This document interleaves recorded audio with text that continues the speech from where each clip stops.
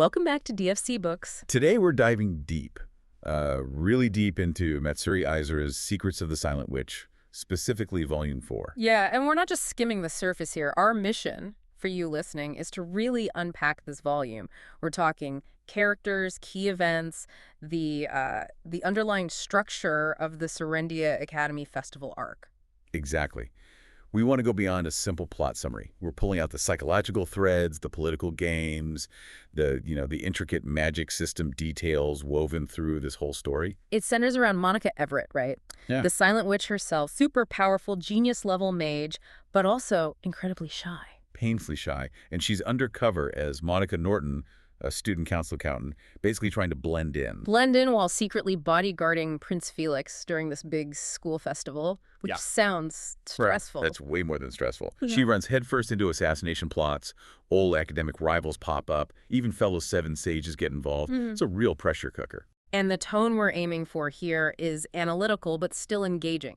We want to highlight those moments that reveal character, the political chess moves, the magic theory. Right. We want you to see why things happen, not just what happens. Okay, so before we jumped into the festival itself, we absolutely have to talk about the prologue.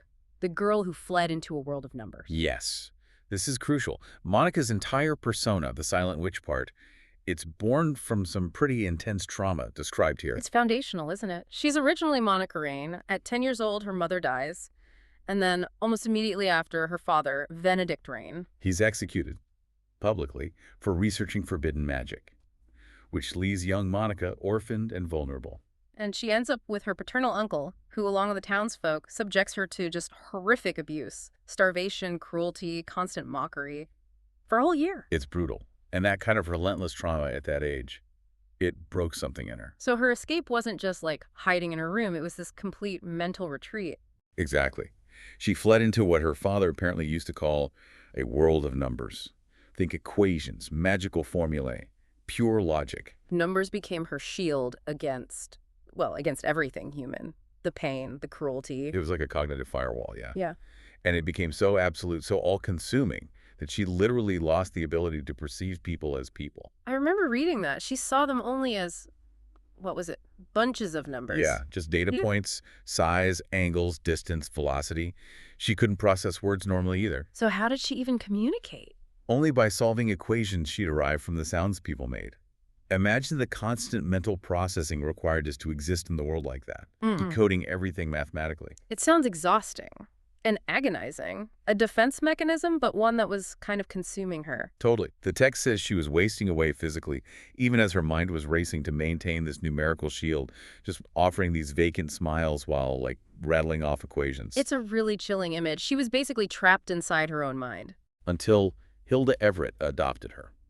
Hilda, who was brilliant academically, but famously terrible at anything domestic. Right, the bit about setting the kitchen on fire, baking cookies. Exactly. But it was that slightly chaotic but consistent kindness and safety Hilda provided that finally started to break through Monica's defenses. And within months, she started speaking again. Yeah, not just speaking. She started showing this incredible, almost instinctual talent for magic. Which brings us to that fascinating link between her trauma and her power. Her signature spell, that ultra-small flame spell. It was based on a cookie baking formula from Hilda's disastrous attempt. It's perfect, isn't it? Her deepest defense mechanism, the numbers, the formula, combined with the symbol of the safety and kindness that started to heal her, the failed cookie baking. It becomes the foundation of her unique magical ability. Her genius isn't just intellectual. It's deeply, deeply tied to her psychological survival. It's literally trauma-fueled magic. Okay, that really sets the stage. Understanding that trauma is key to understanding Monica during the festival. Absolutely. So let's move into Volume 4 proper. Serendia Academy during the festival, and the key players involved. Right at the center, obviously, is Monica Everett, but operating as Monica Norton, the quiet student council accountant. Her cover identity. She's supposed to be average, unremarkable, good at paperwork. Which is ironic, because she's arguably the most powerful mage in the kingdom, trying desperately to avoid any attention. And the main conflict for her, internally, isn't fighting assassins initially. It's things like negotiating budgets. Basic social interaction is described as pure agony for her. She's trying so hard to cling to that isolated sage life while being forced into these social situations as part of her bodyguard duty for Prince Felix. And here's the critical thing for this volume, the core psychological shift. That numerical defense mechanism, seeing people as data, it starts failing her. She can't do it anymore. With her new friends. Not consistently. She finds herself unable to revert to seeing Lana, Cyril, Glenn as just numbers. They become real people to her with emotional weight. That's huge. It's like her carefully constructed firewall is developing cracks. Makes her more human, maybe, but also... More vulnerable, exactly. Which becomes a major plot point later on. Okay, let's talk about the person she's protecting. Prince Felix Arkradil, second prince. Publicly, he's the picture of perfection. Regal, measured, charming, everything a prince should be. But that's not the whole story, is it? He's got a secret side. He does. An alter ego he calls Ike. It's this more mischievous, less formal persona he revealed to Monica in a previous volume during a nighttime festival visit. And under that Ike persona, he hides a genuine deep interest in magecraft. Right. Something he can't really explore openly because of his royal status and the political implications. It adds this layer of hidden depth and maybe even potential unpredictability to him. Louis certainly picks up on that later. Supporting him, at least on the student council, is Cyril Ashley, the vice president. Cyril's got his own complex background. He's adopted into the Marquess Hyon family specifically to carry on their line, which is known as the lineage of the wise. So high expectations there. Intellectually gifted lineage. Definitely. He's very formal, very proud, almost intensely so. But there's a hidden kindness there, too. We see it when he gives Monica that white rose. He calls it a charm. We'll come back to that, Rose. But he also has a physical challenge, doesn't he? Something with mana. Yeah, mana hyperabsorption. His body naturally draws in too much ambient mana, making him constantly cold, like physically cold to the touch. Ooh. He has to wear a special magical brooch just to regulate it, otherwise it becomes debilitating. It adds this vulnerability under his very proper, capable exterior. And speaking of the high hands and the lineage of the wise, there's his sister, Claudia Ashley. The biological daughter. She's known as the walking library. Terrifyingly intelligent. But she hates being seen just for her knowledge, right? Deeply. She actively puts on this gloomy, miserable demeanor, as the book calls it, just to put people off asking her questions. She wants to be seen as a person, not an encyclopedia. Understandable. And she's engaged to Neil Clay Maywood. Neil, Officer of General Affairs. And he represents another key lineage. The lineage of the mediators. Now, his skill is really interesting. He's a negotiator. But not in the way you might think. His talent isn't about finding compromises or splitting the difference. No. What does he do? He digs down to find the non-negotiable core desire of the other party, the one thing they absolutely need or want. And then he finds a creative way to satisfy that desire, often without giving any ground on the original points of conflict, like budget or resources. Wow. That's subtle and powerful, like political Aikido or something? It really is. Diplomacy through deep psychological understanding. He's a really important player because his power operates entirely outside the magical sphere. Okay, so that's the student council core, but there are sages involved too. Louis Miller, the barrier mage. Louis, he's officially backing the first prince, Felix's older brother, which puts him in an interesting position relative to Monica's mission. And he describes himself as a villain. Yeah, with a hairy heart, which is a great phrase. It means he's rough around the edges, pragmatic, willing to bend or break rules. Not malicious, necessarily, but definitely not playing by the standard noble playbook. He seems quite bold, too, based on how he interacts with Monica. Oh, completely. He gets a formal invitation to consult with her and then just barges into her room without knocking anyway. He operates on his own terms. And he has an apprentice with him, Glenn Dudley. Glenn. He's great. Son of a butcher, tall, loud, friendly. Uses powerful flight magecraft, though it's noted as being a bit unpolished compared to, say, a sage's. And Louis and Felix seem to use him strategically. Definitely. He's capable, magically strong, but his lower social status makes him deniable, expendable almost. They use him as a decoy, a stand-in, knowing he can handle himself, but also that if something goes wrong, the political fallout is minimal. A hidden powerhouse being used as a pawn. That's quite the dynamic. It is, and it sets up some key events later. Okay, so we have our players, we have the setting, the Serendia Academy Festival. Let's dive into the actual conflicts, starting with Chapter 1, My Pertons. This focuses on negotiation, right? Yeah, Monica's first big, terrifying social task is Monica Norton. She has to negotiate with the Magic History Research Club. Led by Conrad Ascom, what's the issue? Budget. Budget and location. They have almost no money, and their exhibit room is stuck way out in the boonies, far from foot traffic. A disaster for a festival exhibit. And for Monica, just having this conversation is like torture. Pure agony, yeah. But it gets complicated almost immediately. She walks in and finds Claudia Ashley, the walking library, 6-year-old sister. What's she doing there? basically being held hostage. Not violently, but the club president, Conrad, has her lounging on a sofa, planning to use her famous lineage and, frankly, her looks to attract people to their obscure exhibit. Using her like a display piece. That's exactly what she hates. Precisely. Monica wants to help Claudia, but she's paralyzed by the social awkwardness and her undercover role. She can't just unleash Silent Witch powers. So the negotiation itself must go terribly for Monica. Oh, it completely derails. Conrad starts explaining their research, which, coincidentally, involves shamanic tools relevant to the main plot, and Monica, the magic nerd, gets totally sucked in. She forgets she's supposed to be talking about budgets. Completely forgets her leverage. She's just fascinated by the research details. Oh, Monica. So who rescues the situation? Well, Cyril rushes in, worried because Monica's taking too long. He tries to take charge, being the capable vice president, but even he gets momentarily distracted by how good the club's actual research report is. So they're both kind of neutralized, one by shyness, one by academic appreciation. Pretty much. It's a stalemate. Until Prince Felix arrives. Ah, the prince steps in. Does he give them money? Nope. He shows his political skill instead. He denies the extra funding, denies the location change, but then he does something brilliant. He assigns Neil Maywood, the mediator, to help them. Neil. So this is where we see his lineage power in action. Exactly. Neil doesn't just offer a compromise.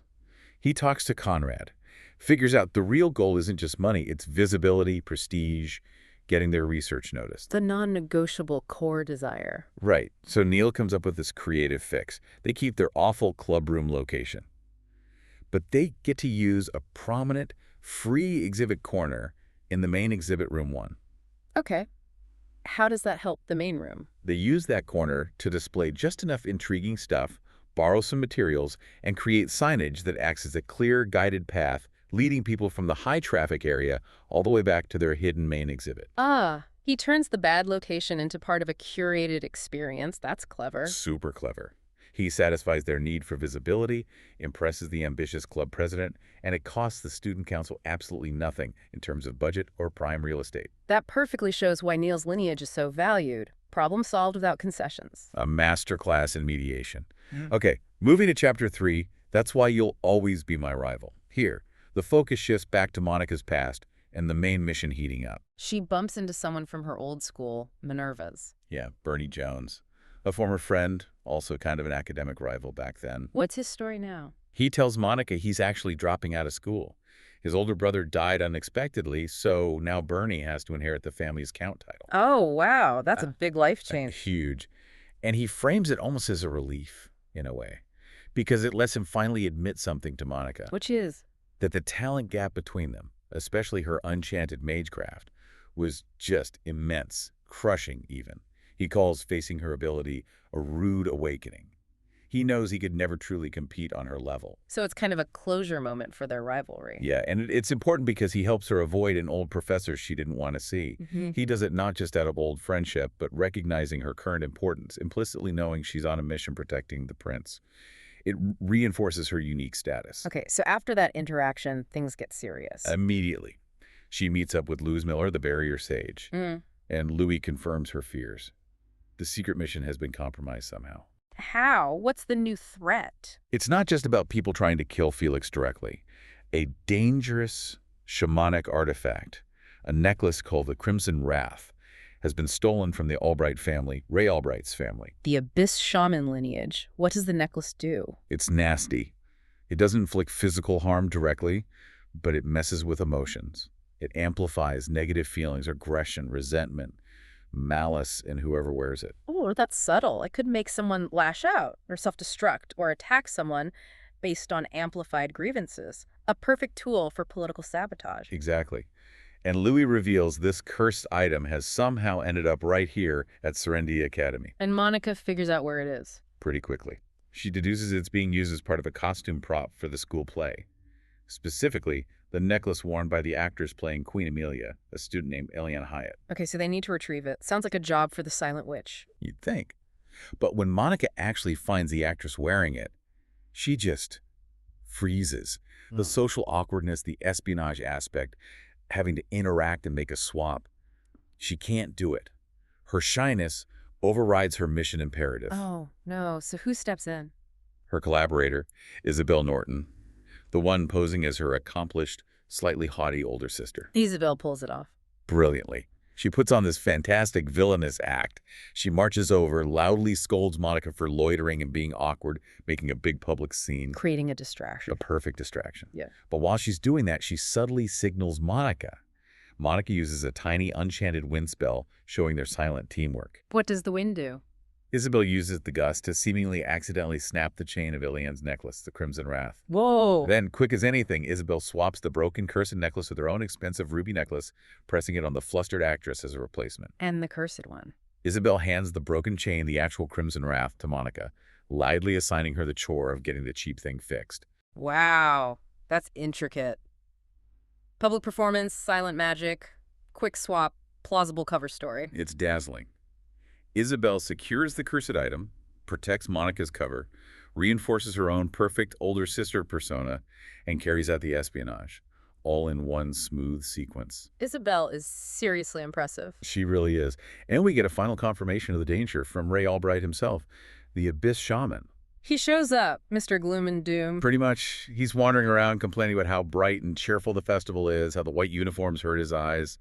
Classic Ray. And he confirms the necklace is bad news. Confirms it's the real deal, emphasizes that shamanic tools like the Crimson Wrath operate on different principles than standard magecraft, and he's actually the one who provided Monica with the duplicate necklace they needed for Isabel's swap. Okay, let's move into segment 3. This is where the action really ramps up, right? Assassins, sages clashing, starting with the chaos during the school play in Chapter 6, bluish-gray followed by crimson. Right. The play itself becomes the stage for the first major overt attack attempt. And it involves the actress, Ilian Hyatt, even though she doesn't have the cursed necklace anymore. Exactly.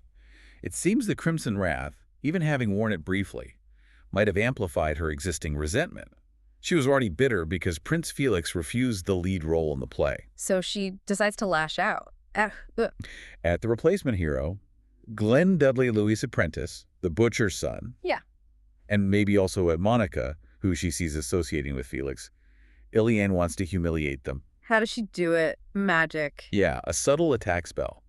She pretends to cast a defensive barrier during a scene, but directs a small offensive spell towards some explosive stage powder near Glenn. Trying to cause a malfunction, an embarrassment. Probably. But she's not skilled enough to control it properly. The subtle attack immediately ignites the powder, causing a real dangerous fire on stage. Okay, chaos erupts. What does Monica do? She's in the audience, right? In the reserve seats, yeah. She instantly recognizes the attack spell pattern. She can't reveal herself, so she uses a rapid sequence of tiny, enchanted barrier spells. Enchanted, so secret magic. Right. She targets each little pocket of flame, smothering them individually with pinpoint barriers, trying to contain the fire without anyone noticing how it's being contained. Meanwhile, what's Glenn doing? The intended target. Glenn thinks it's all part of the show, maybe slightly over-the-top special effects. He reacts heroically, using his powerful flight magecraft, which is rare and impressive, to swoop in and rescue the damsel, Eileen, from the collapsing and burning set piece. He thinks he's just being a great actor. Totally. He plays it up, making the rescue look spectacular. He completely validates Louis and Felix's decision to use him as the stand-in. He handled the unexpected danger perfectly, even without knowing it was real. Does anyone realize it was real? Louis Miller arrives right after, and he immediately cuts through the stage mishap idea. He confirms, likely to Felix and maybe Monica privately, that this was a serious, deliberate assassination attempt aimed at whoever was playing the hero. Which confirms Glenn was targeted as a proxy for Felix. Exactly. And this is where Felix admits something important. He tells Louis he specifically recommended Glenn for the role because he was a sage's apprentice. He anticipated trouble. He absolutely anticipated some kind of attack or disruption, maybe from a disgruntled actor like Ilian, and knew Glenn had the magical chops to handle it. It shows Felix isn't naive. He's actively aware of the danger and using the resources available, including sage's apprentices, to mitigate risk. The prince is playing his own game, too. Okay, after that excitement, Chapter 7, he sends an invitation every year. Seems like a bit of a cool down, more social focus. It is, but it provides crucial character insight, especially about Cyril. Another student, Elliot, explained something to Monica about the white rose Cyril gave her. The one she thought was just a good luck charm. Yeah. Elliot reveals the local custom. The specific colors, white rose, blue ribbon, match the giver's appearance. And giving it like that is a traditional unspoken invitation for the first dance at the upcoming ball. Oh, so Cyril was asking her to the dance without actually asking. Essentially, yes. It was a very formal, traditional, and probably quite nerve-wracking gesture for him. And Monica was completely oblivious. That just highlights the gap again, doesn't it? Her genius in magic and logic versus her complete lack of social fluency. Totally. And it makes Cyril's quiet consideration even more touching, knowing she didn't even understand the significance. This chapter also introduces Cyril's biological mother, Myra Wayne. Yes, she's come to the festival secretly, but she refuses to actually meet Cyril. Why not? She's terrified. His father, her late husband, was apparently an ambitious, failed noble who became abusive. Myra sees Cyril's intense formality, his drive, his pride, and she's scared he's turning out just like his father. She misinterprets his ambition as the same toxic trait. Exactly. She's projecting her past trauma onto him. But then she talks to Monica. And Monica, being Monica, just tells the truth, with her characteristic innocent honesty. She describes Cyril's genuine kindness, how he worries about her, how he gave her the thoughtful rose charm, just to help her feel more dignified. She doesn't argue or persuade, just presents the facts of his kindness. Right, and hearing this simple, unvarnished description of Cyril's actual character from someone like Monica, it makes Myra pause. It gives her a different perspective. Does it change her mind about meeting him? Not immediately meeting, but it convinces her to start bridging the gap. She decides to write him a letter. It's a small step, but significant. Monica's own emotional journey is starting to ripple outwards, helping heal others' relationships too. That's a nice touch. Okay, but the piece doesn't last. Chapters 8 and 9, Heartless Witch and Drawer Full of Treasures. This is the big ambush, isn't it? This is the climax of the volume's action. The assassins finally make their move directly on Monica. Two of them, Ewan and Heidi. Yeah, Ewan is the really dangerous one here. He's using highly advanced body manipulation magecraft to disguise himself perfectly as Cyril Ashley. Oh no, using Cyril's face against her. Exactly. They corner Monica in an empty classroom. They know she's the Silent Witch. How does Monica react? She's been training for this. Her initial magical reaction is instantaneous. She traps Ewan, disguises Cyril, in a powerful lightning cage. Textbook Silent Witch defense. Awesome. Then Ewan plays his trump card. While trapped, looking exactly like Cyril, he threatens the life of the real Cyril, implying he's captured or vulnerable elsewhere. And that's in the moment her defense fails. Completely. She freezes. The narrative explicitly states she can't perform the calculations needed for a follow-up attack. Her emotional connection to Cyril, triggered by seeing his face in danger, overrides her lifetime of numerical conditioning. She can't see him, even the fake him, as just data anymore. Her greatest strength, her numerical shield, becomes her biggest vulnerability because of her new connections. Precisely. And Ewan exploits that hesitation instantly. He throws a vial of highly volatile poison straight at her. And Heidi attacks too. Simultaneously. Heidi unleashes a barrage of 15 distinct magecraft arrows and to overwhelm and destroy Monica. So Monica's frozen, poisoned, and under massive magical attack. How does she survive? She snaps out of the freeze, pushed by pure survival instinct and the immediate physical threat. And then she does something theoretically impossible. Why? She absorbs the arrows. Not deflects, absorbs. The text explains this requires instantly analyzing the unique magical structure, the magical arrangement of each of the 15 incoming lightning arrows in real time. 15 different complex spells simultaneously. Yes, and generating 15 precise counter formula to neutralize and absorb their energy, weaving it all into this massive, contained web of lightning around her. It's presented as a feat that shouldn't be possible outside of pure theory. How can she do it then? It has to be her unique mind. The mind that spent years processing the entire world as nothing but complex mathematical and formulaic data. That ingrained ability, pushed to the absolute limit by the emotional shock and physical danger, allowed her to perform this miracle of calculation. Trauma as the source of impossible power again, but it takes a toll. A huge toll. The poison, the immense magical effort. She collapses right after neutralizing the arrows. Then the assassins move in. They try to. But then Nero, her cat familiar, bursts in now in his humanoid form and throws himself in front of Monica, taking the brunt of the still active poison effects. Nero saves her, But who stops the assassins? Ray Albright, the Abyss Shaman, who must have been nearby, maybe tracking the remnants of the Crimson Wrath or just lurking anxiously. He intervenes. What does he do? Fight them? Not fight, exactly. He unleashes his lineage's specialty, a curse, a debilitating non-lethal curse. Non-lethal. What does it do then? It inflicts, according to the description, bottomless despair and constant, intense physical pain. But it prevents death. It's pure, unending torment, living agony. That's the horrifying power of the Abyss Shamans. Good grief. So Ewan and Heidi are completely neutralized, just Right.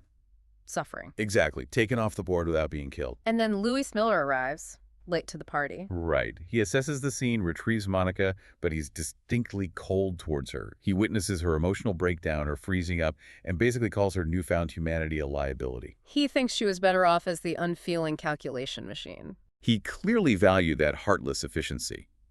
But Monica, even weakened, stands her ground. She confirms to him, and maybe to herself, that yes, she has lost that ability.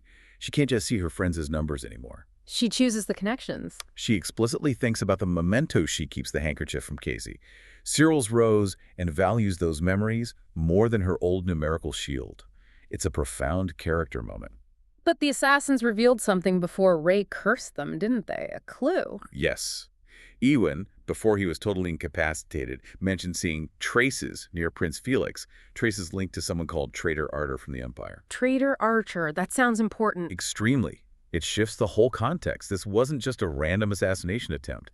It was potentially part of a larger investigation or political plot involving high-level treason connecting back to the Empire. Okay, so that intense climax leads us into the final segment, Segment 4, Resolution and Looking Ahead, Chapter 11, More Than Equations or Magic Formulae.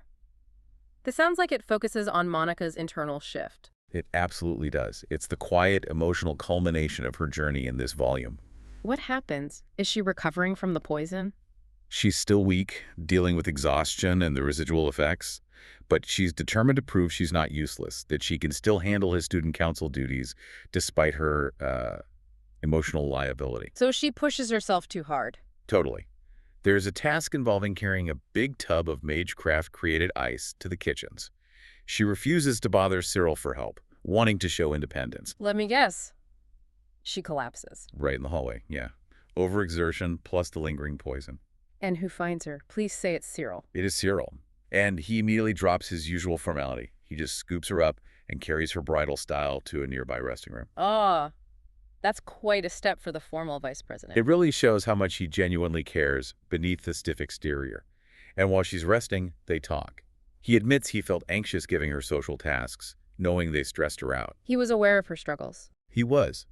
And then he says something really significant. He tells her he believes she'll become Neil Maywood's indispensable right-hand woman when Neil inevitably becomes the student council president next year. He sees a future for her there, integrated, valued. Yes, not just as a temporary helper, but as a core part of the future student council. It's a huge vote of confidence in her abilities beyond just being a sage. And then the dance. I remember the outline mentioning a dance. Yes, the quiet dance. Remembering she'd wanted to attend the ball but was too anxious, Cyril just extends his hand right there in the empty resting room and leads her in a simple, quiet dance. No music, no crowd, just them. Exactly. It's incredibly considerate. And this is the key moment for Monica's development. What does she do? Does she calculate the steps? She consciously chooses not to. The text says she deliberately avoids calculating anything numerically. Instead, she focuses entirely on the feeling, the memory, the connection in that moment. She's fully embracing the experience over the equation. Completely. She internally confirms that these kinds of moments, these memories, are now worth more than equations or magic formulae. The transformation is complete. The shield is down, replaced by genuine human feeling and connection. That's a really satisfying emotional resolution for her arc in this volume. It is. But the epilogue, the happiness of the hero who became a star, immediately reminds us the external threats are far from over. Right. It opens with Prince Felix being melancholic. Yeah, kind of wistful. He's looking at the stars and expresses this desire to achieve something truly great, something that will leave his own sparkle in the night sky, like the legendary hero Ralph. Contrasting with his current constrained, cautious political reality. Exactly. It hints at deeper ambitions or frustrations beneath the perfect prince persona. And we get a new potential antagonist introduced. We do. Bridget Graham. She's the student council secretary. Very capable, seems proper. But we see her watching Felix and Monica together from a distance. And she's not happy. Not at all. She's gripping her fan tightly and silently vows to get my prince back. The possessiveness is palpable. She's marked as a future rival, likely driven by jealousy and her own ambitions regarding Felix. Okay, so personal drama brewing. But the bigger threat comes from Louis Miller's analysis, right? Based on Ewan's clue. Yes. This is the big cliffhanger. Louis connects the dots. Ewan mentioning traitor ardor and traces near Felix, possibly linked to the Empire. What does Louis make of it? He forms a chilling hypothesis. He reveals that another of the seven sages, the Starseer Witch, has recently reported she can no longer read Prince Felix's fate. His fate is unreadable, blocked. What does that mean? It's incredibly ominous. Louis theorizes that this traitor ardor connection is the reason Felix's fate is obscured. It suggests Felix is either deeply entangled in, or perhaps even the target of, a massive political conspiracy involving treason that's powerful enough to literally cloud his future from prophetic sight. Could Felix himself be compromised? Or Involved? That's the terrifying implication Louis considers. Is Felix a victim, a target, or somehow complicit? The unreadable fate suggests his path is caught up in something huge and unsable, possibly tied to the recent downfall of his guardian, Duke Clockford. The political ground is shaking. And Louis decides not to tell Monica about this theory. No, he explicitly decides to keep it from her because of her emotional breakthrough. The thing he called a liability. Exactly. He fears that her newfound emotional connection to Felix, her inability to see him purely strategically anymore, would make her unable to handle the possibility that the prince she's protecting might be entangled in treason at the highest level. He thinks her emotions would compromise her judgment or her ability to act if needed. Wow. So her becoming more human makes her potentially less effective as a sage in Louis' eyes, especially in this incredibly murky political situation. That seems to be his fear. So Volume 4 wraps up Monica's personal journey from numerical isolation to human connection, but throws open the door to a much larger, more dangerous political conspiracy surrounding the Second Prince himself.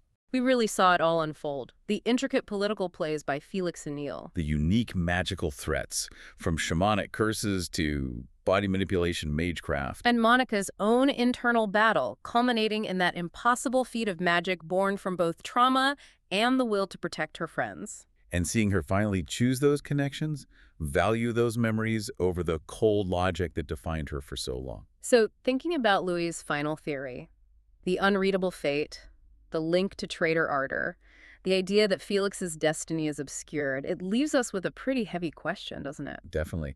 What exactly are these traces the assassin saw near the prince? And just how high up does this potential betrayal connected to ardor really go, if a sage can't even read the prince's future anymore? It implies the stability of the entire kingdom might be resting on much shakier ground than anyone realizes.